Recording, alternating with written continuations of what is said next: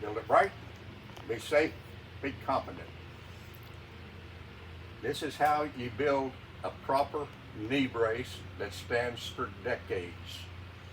I came in here, I laid out my knee brace like this, took my saw, put a shelf on there, made that seat cut.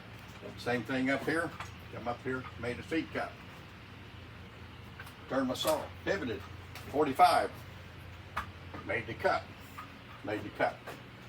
So now, you've got a saw kerf here and a saw kerf there. You got to hog this out. What I do, I hogged it out with a router. Very easy. So now, you got a post and a beam. It looks like this. Now you got to figure out how to make this thing to fit. So, you use a pattern. Right. This is the width of the beam. You adjust it for a perfect fit. I'll show you on a later video how I did the knee braces themselves. Now that I got that hogged out, another video will show you how I made these knee braces. Knee braces go in here.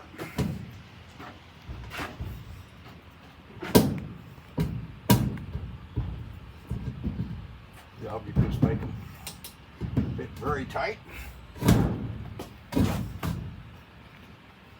Now you got a knee brace. Can't slide down a pole. This beam can't now sag down. On one case, I miscut one of these, and it didn't fit exactly like I wanted. So I took a hardwood shim, drove in there tight, leveled all these things up. In this case, this is greater dimension than this, but anyway, you have to have a seat for it to set on. Both cases, can't go down the pole, can't go down the beam. That is a proper knee brace in my book. It worked for Trippic.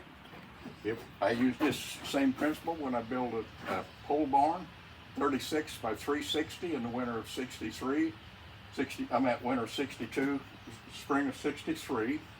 I set 93 posts by hand on 12-foot centers, longitudinal, 18 foot between the eave and the ridge, and another 18 feet from the ridge to the eave. The building was still standing 40-some years later when I took it apart to use the parts that you'll see in another video I had made.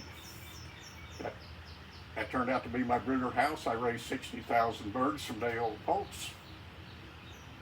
I hung waters from the ceiling, feeders from the ceiling, and snow loads. So now you got a building from this post to the center post, 18-foot span. From one post to the next post span, if she'll go up this way and look at the ceiling, from this rafter to that rafter, or in this case a truss, that's a 4-foot span. That's all I need. I had the minimum of material in the thing. The rafters were made out of 20-footers.